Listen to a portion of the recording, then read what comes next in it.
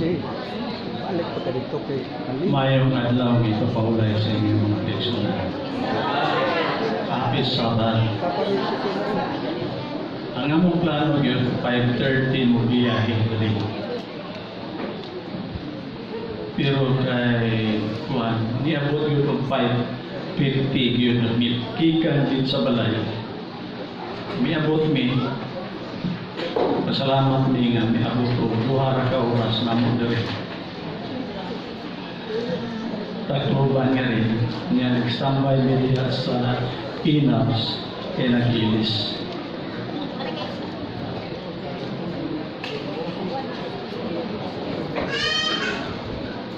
Salamat ko nga nakita na ko si Pastor Jonathan Fernandez. Kini siya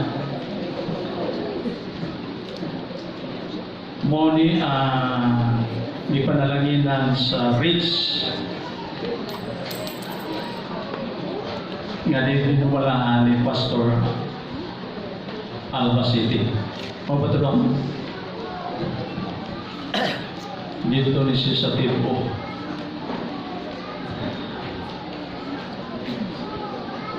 Na ako'y hatag ka libro.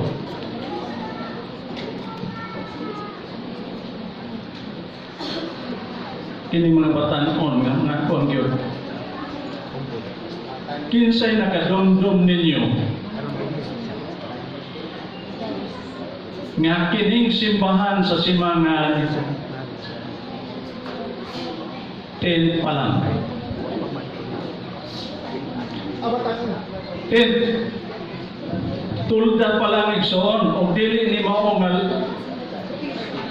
luti.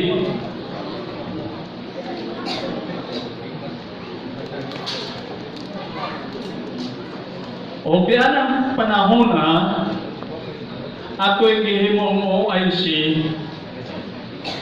District Pastor, Church Pastor ko sa Ormoc City, kunya na OIC ko. Ang akong gikapta niadto Albuera, Cananga, Matag-og, kunya part sa Palongpon des Plaridel, diri o Ormoc City. Muna ang usa ka district, Pastor Jonathan, Cananga, Matag-og, part sa Palongpon, Isabel, Merida, Albuera o Ormoc. Ako itong kikwenta, 41 kasimbahan. Pero kanang 41 kasimbahan, di ko kalimot, kada buwan yun na, mabisitahan na mo. Naman si Brad Lodi. Nakauban na ako. Ngayon siya, di na kumusakay ng bukotro.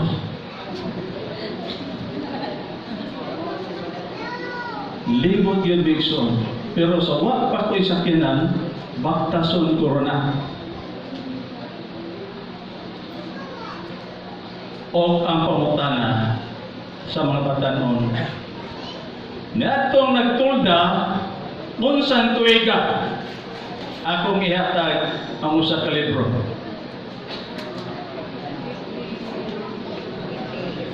Huwag na kayo ba? Si Brad, sister nini, itan, unsa tuig? 83. 1983, karon 42 years na. O di ko kalimot nga ng panahon na ang mga taga-magsanga diri naghimo og simbahan niadto dito sila sa Isabel. O di atong panahon na sa pag-abot na ko sa balay ni Brother Gilby Laurito, gisugat ko dayon niya. Nganong imong itugutan nga magtukod og simbahan ang Simangan. Naggamay noon ang among membro diri sa Isabel, ingko Brother Gilby. Kadali lang. Dili ito taga Isabel Church. ang mitukod og simbahan diha sa Simangan kundi gikan sa magsanga.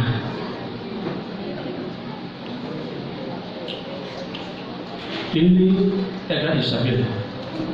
Mo nga mehilom siya, ingungan lang nato kung taga Isabel ba nga simbahan. Yun siya sakto bitaw. Taga magsagagin na sila. Taga bukid. Bukid na iyang sulti. Mga taga bukid na sila. Akong gitanaw karon igsoon,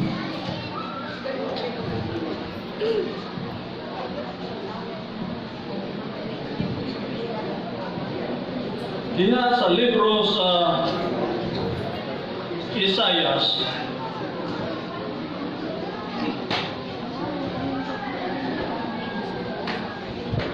naay gisulti diha ingon siya kay Isaiah 52 o 53. Tanaw na ko ba? Ini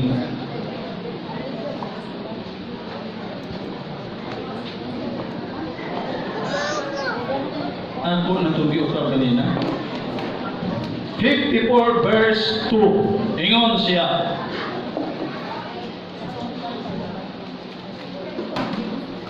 Enlarge the place of thy tent.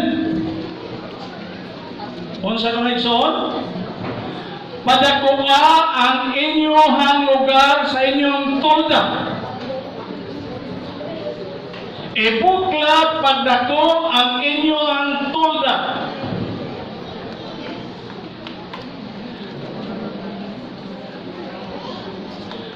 And let them stretch forth the curtains of thine habitation. Padakuha usab ang inyong kortina tapil sa inyong balong-balong. Tagsa-tagsaon tani karon nagsuon. Isperna ayaw pagkaginon. Unsa pay dugang? Lengthen thy cords. Turusi ang inyong mga pisi. Ituros pag-ayo ang inyong pisi. And strengthen thy sticks. Palikuna ang landok o tagdok sa inyong balong-balong. Ang katapusan, mingon siya. And strengthen thy sticks. Exxon, kung gusto ta nga naiplano sa tong simbahan, ayaw tukod og simbahan nga ego lang na pulo ka buok membro Brother J. Himuan ang atong simbahan maka-akusar o makapuno o dili lamang 100.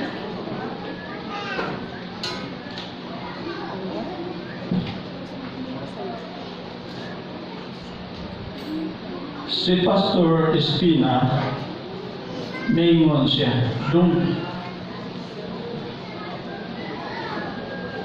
pwede magplano ta sa simbahan nga tukuron na ay nindot nga plano sa simbahan karon diha sa Tacloban area. Greenleaf Church. Dinganla na siya Greenleaf Church. Ang luti lang igsoon na kandidat o 2.8 million.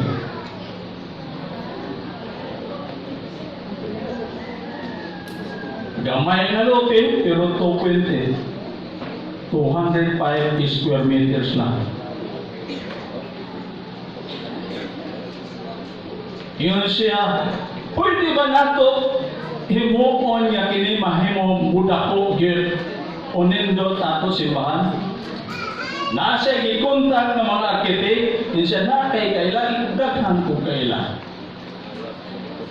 Pero ang akong kaila ng bubarato o maayo, taga burawin ni siya, pero tuwa na sa katarma ng trabaho. Yun siya, palihog, ipatrabaho. Gihamuang plano ikson, plano lang ikson, di pa daan nangayo sa iyahan, 100,000. Plano lang. Sa akong di pa ilan niya introduce 70,000. Siya mas mahal man. Mas mahal man. Wala kong tingog.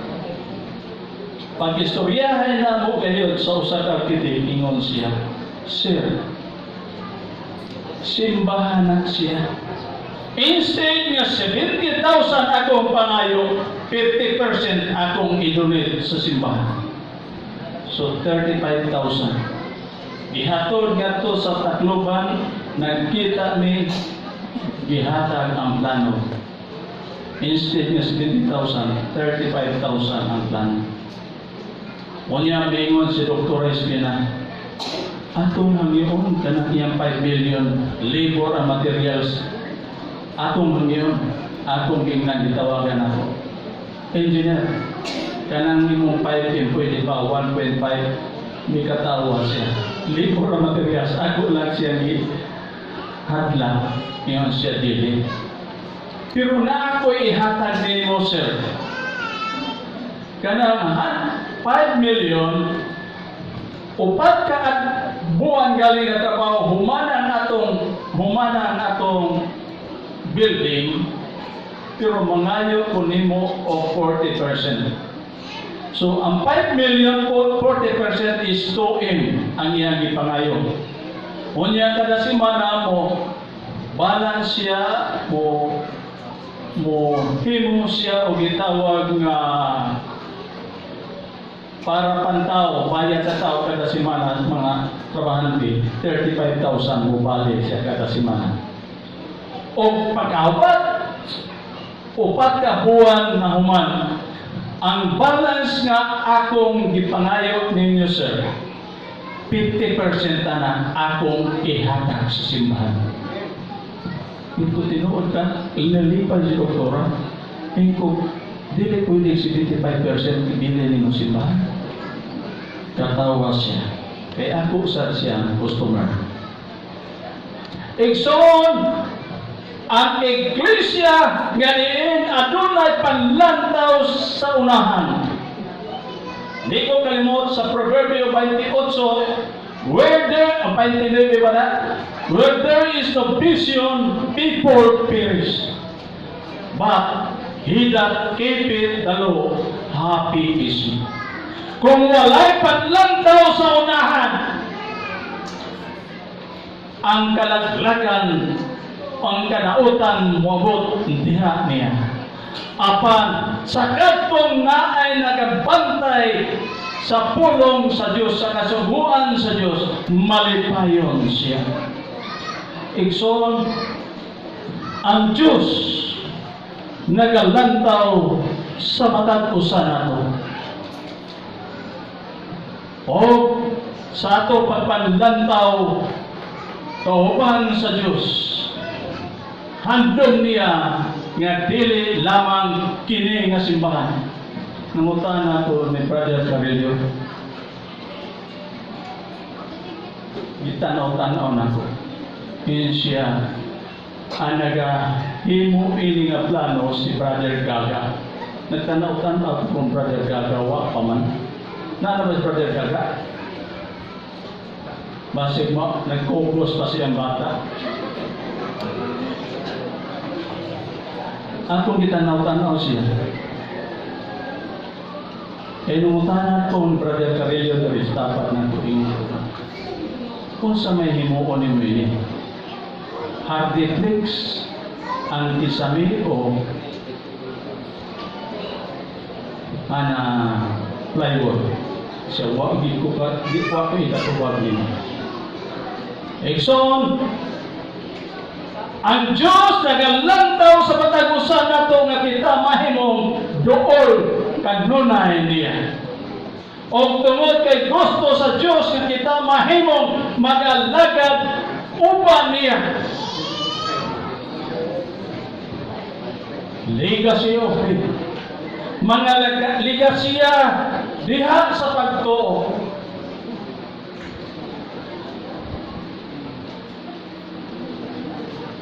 Na ako'y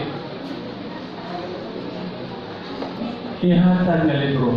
Kinsay nakamemorize sa Hebrewanon 12, versikulo 2. Bratin siya ako na gitawag na walking Picture. Bible. Brother Nedo. Ha?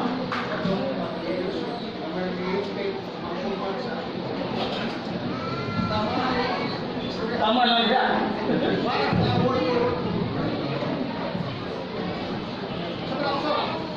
Ako nga kanina.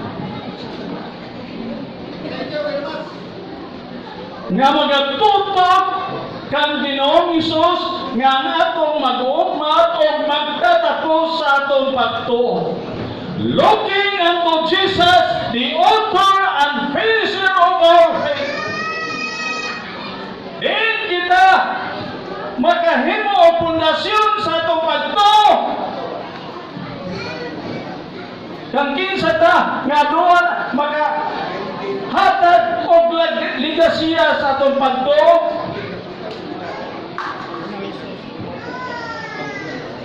Diin mo tutok Jesus. kang Kristo Hesus. Kung magatutok ta kang Kristo Hesus, mahimo maangkon nato ang kadaugan. Amen. Kung magatutok ta kang Kristo Hesus, sayon kayo ang langit. Pero kung mututok lang ta sa tigulang sa iglesia diri sa Simangan o sa atong district pastor, sayon pod kayo nga dong o dili kita makaabot sa atong padulungan.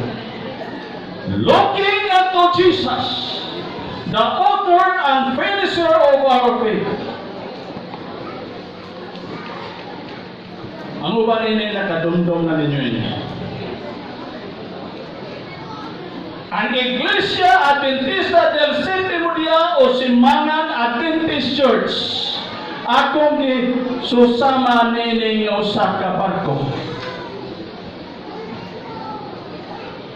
Ngayon, bisag na ay mga pagsulay moabot sa atong kinabuhi. Na ay bagyo moabot sa atong kinabuhi. Dili kita mahadlok tungod kay naa kay Diyos. Bisag maputol pa ang dong sa atong barko sa simbahan. Kini siya dili angay kahadlokan. Mubiyahe gyapon kini kay ngano ang atong kapitan mao si Kristo Jesus. O bisan pa maputol ang uling sa barko sa atong simbahan, dili kita mahadlok tungod kay ang Diyos mao'y atong gitutukan. Ayaw tutok sa non-Bible study, Brother J. Ayaw tutok sa Sabbath School Superintendent. Apan, tutok lamang diha sa Hebrewanon 12, versikulo 2. Kinsa may tutukan natin son? Looking unto Jesus, the author and finisher of our faith. Nga magatutok sa cross, dito sa Kalbaryo sa cross, si Kristo Jesus nagrupa anan sa itong kaluwasan. Hope, naunta, kining iglesia, muabot pa ang gitawag 8 years anniversary, founding anniversary. Golden anniversary. Dahil iglesia sa Simangan, ang Ginoo magapanalangin sa lugar ko sa Amen.